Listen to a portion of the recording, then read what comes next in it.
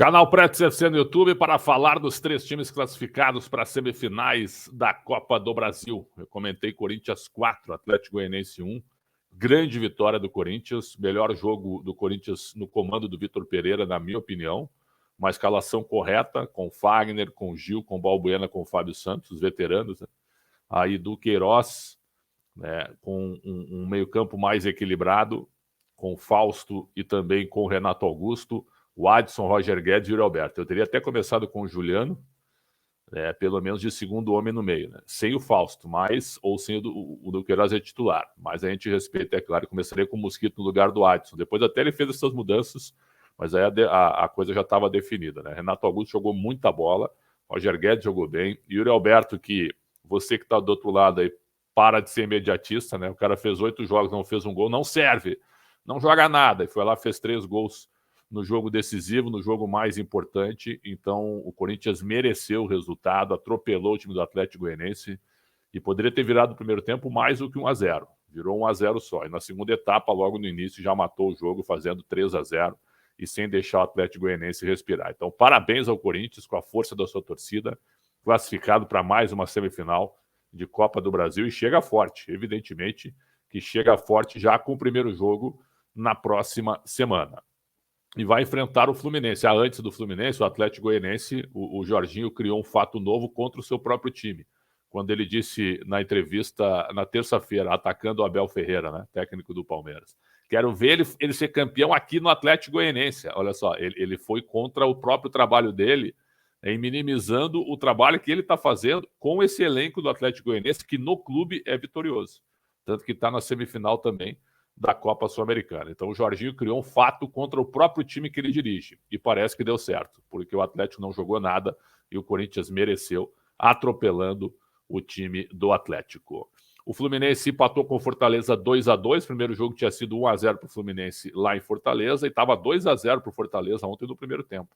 Na segunda etapa, o Fluminense empata, e aí, obviamente, que o comentário tem que ser feito para a arbitragem, né? Wilton Pereira Sampaio, cara que estará na Copa do Mundo representando o Brasil. Ele sempre está envolvido em lances polêmicos, né? Em lances duvidosos. É um negócio realmente impressionante. Foi assim em 2020 também, naquele jogo Inter e Corinthians, na última rodada da Série A do Brasileiro, né? Também quando teve muitos lances duvidosos, marcados erroneamente pelo Wilton Pereira Sampaio. O pênalti a favor do Flu é muito duvidoso, né? Por uma primeira câmera não é pênalti, depois no limite dá para dar.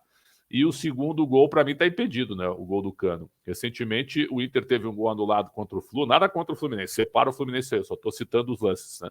Um impedimento que não foi num gol anulado, é o cara saindo do campo de defesa dele, e a linha traçada, a mesma linha, né?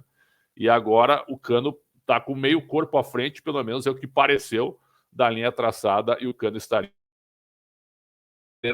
mais uma vez duvidosa de um árbitro que estará na Copa do Mundo.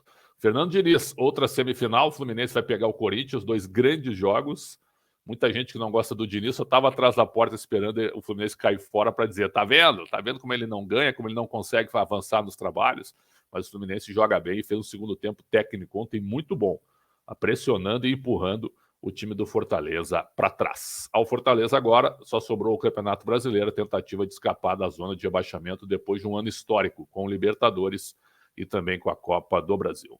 E para fechar, a vitória do Flamengo, 1-0 sobre o Atlético, 1-0 lá em Curitiba, golaço do Pedro de bicicleta.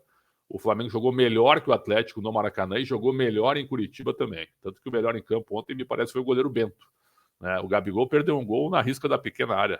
Só chutar, estou na trave, né, para fazer 2-0. Então o Flamengo foi superior e o próprio Fernandinho, grande destaque do Atlético, deixou isso bem claro, né?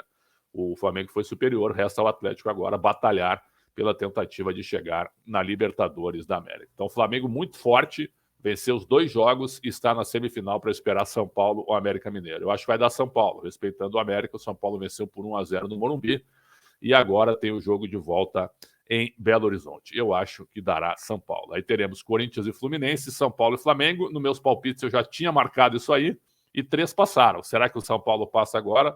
Estou aguardando realmente um grande jogo também para São Paulo e América Mineiro. Ainda considero o Flamengo o favorito. Ainda considero o Flamengo realmente o favorito para chegar ao título da Copa do Brasil. Flamengo e São Paulo de um lado, Corinthians e Fluminense do outro, sem dúvida, é a semifinal dos sonhos que todo mundo aguardava. Canal Pretz FC no YouTube, muito obrigado pelo carinho e pela audiência, um grande abraço e até a próxima.